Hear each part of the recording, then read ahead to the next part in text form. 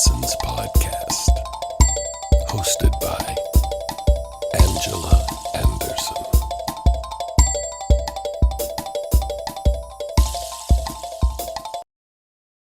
Hi guys, welcome back to my channel. Thank you so much for being here. If you're joining me for the first time, welcome and thank you. You are appreciated. This is a safe space where anyone can come to gain little nuggets of wisdom that they can take back, use in their lives, or share with someone else on their journey. For today's lesson, I want to talk about a four-letter word that has affected us all in our lives at some point, no matter our background, our culture, or how we show up in the universe. If you've ever been in the military or worked for the government, you know that the universal language is acronyms. Everything is acronyms. I learned a new acronym recently that has been playing on repeat in my head since I first heard it. That acronym is FEAR. False evidence appearing real. It is my favorite new acronym. Not only that, it's my new mantra. False evidence appearing real. We are living in challenging, troubling times right now. The there's a lot of discord right now in the universe. While tough times are fated for some, others have life so much easier life. I'm reminded of one of my very favorite poets of all time from the Renaissance period. Life for me ain't been no crystal stair. It's had tacks in it and splinters and boards torn loose and places with no carpet on the floor. Bare. But all the time, I've been a climbing on and reaching landings, and sometimes going in the dark where there ain't been no light. Langston Hughes. The world is shifting again. It is. There is a lot of discord in the universe, and it's times like this that write or rewrite history. Now, how much of that history is buried or whitewashed is another story. But what I know about history and about humans is that there are those who are movers, there are those who move, and there are those who are moved when the moment comes. The moment for us in this space and time is right now. I've not lived on this ball for more than half a century. Yes, that's right. To be trapped, whether in my mind or physically, by fear. That's not to say I've not been afraid. To the contrary. The fear that I'm referring to keeps you stuck. It keeps you anxious, unsettled, unmoving. It keeps you accepting of the status quo. I realized early in my life that I didn't just have to take something just because someone gave it to me, or I didn't have to accept anything just because someone thought I should. And when called upon, I try to respond. Call, response. Sometimes despite my own fear of retaliation, of retribution, or rejection. That is no longer a fear that I fall victim to. I'm over it. I am over it. We should all be over it. And you know why? Because that fear causes you to sit still when you should move. It causes you to be silent when you should be speaking out. It's a fear that keeps you in a place or a space, a relationship, a career, a mindset where you find yourself unhappy, hopeless, unauthentically you. I have known that fear. I've lived it, but not anymore. That fear caused me to think I could not do a thing or be something because of doubting my own abilities. But that was yesteryear. That time has come and gone. Do you know why? Because I see the images and hear the voices of those that came before me that were fearless, hopeful, authentically and unapologetically themselves despite their circumstances. And if they could do that then and in their circumstances, I can do this now with mine. The world has shifted just a little because the spaces that I freely move about in were not obtainable for many, and still today are not obtainable for some. They are the voice that I speak for, and I intend to do more of that. I have a platform, regardless of the size, to sound my voice for the voiceless, to be a voice for the have-nots, for the underdog, for the 92 percenters of us who've been repressed, oppressed, or censored. I want to share a story that I discovered when I was doing a little research on what fear means for folks. So forgive me if I do a little reading, but I want to get all the details from this story and share it with you. So, nobody cares, and it's a good thing. This is from a young man whose name shall remain anonymous. And he was sharing his experience around fear. When I was younger, my dad gave me advice that I didn't fully understand. We were discussing what I would do with my life, and at the time I was struggling with acceptance and I craved approval. He told me, as he did occasionally, nobody cares.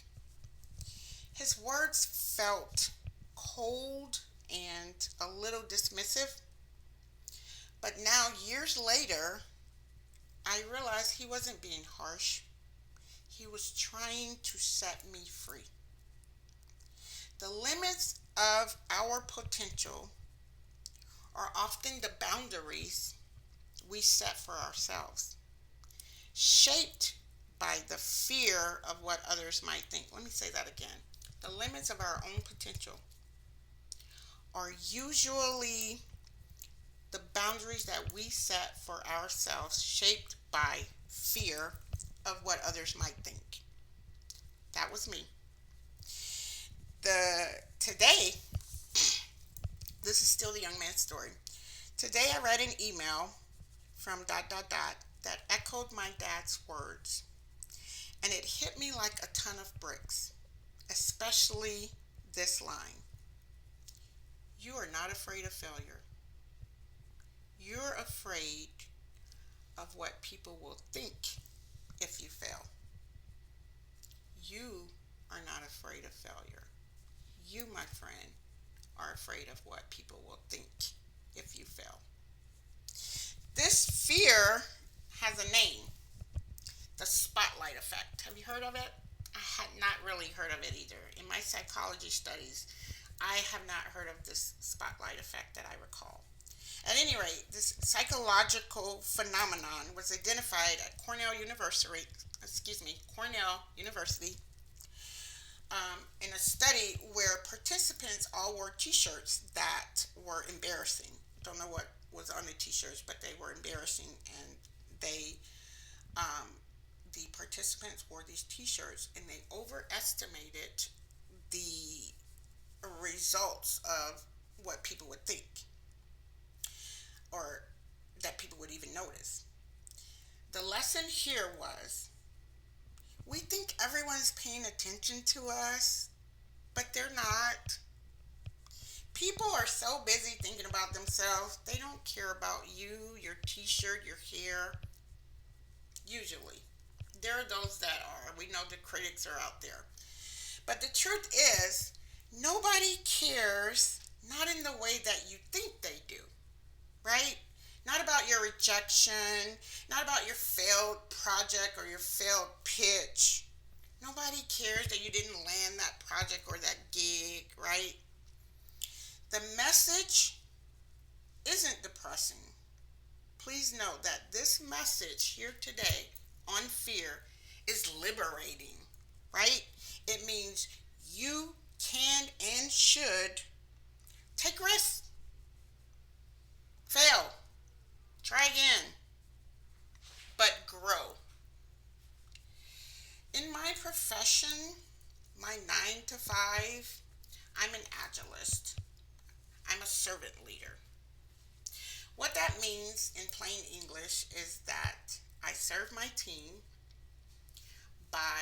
I lead my team by serving them, by removing impediments and blockers and waste, and looking for ways that I can make all our lives more efficient.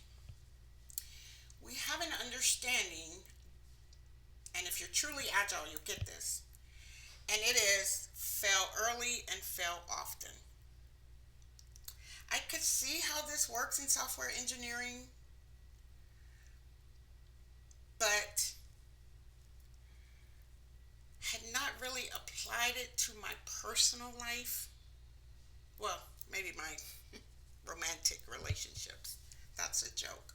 But fail early and fail often is something that we use in the agile world that we should be using in our everyday life, right? The truth is, I was afraid of failing. My fear was that I would be judged, I would be criticized if I failed. But that fear kept me from taking chances and perhaps missing opportunities. When I sat down to start this podcast, I was fearful of not of what I could offer, but of putting myself out there, up front and personal in front of the camera. That's not who I am. I've never been in front of the camera. My goal, my wish, my desire, my dream has always been to write. And when I set out to get my second degree in journalism, I realized it was broadcast journalism, which meant I was going to be in front of a camera. I didn't want to be in front of a camera. I just wanted to write. Didn't want to read the news, wanted to write the news. I share that story because the reason I think I didn't want to be in front of the camera was because of fear of how I would be judged, of what people would say and think. I no longer carry that fear. That's fear that is no longer with me. So, when time came for me to do the things that my heart desired, like publishing my book or, conducting interviews on my writing in front of the camera, I was still very fearful. We're talking very recently. I was still very fearful until I just put myself out there and did it. And that fear, the spotlight effect, I know has touched each of us in some way at some point. But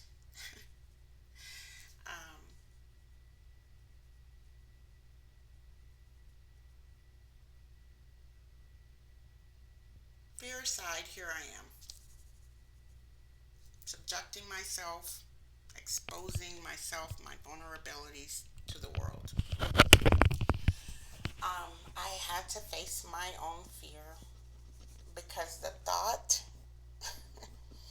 of people judging, critiquing, having an opinion of me, of my content, it was terrifying.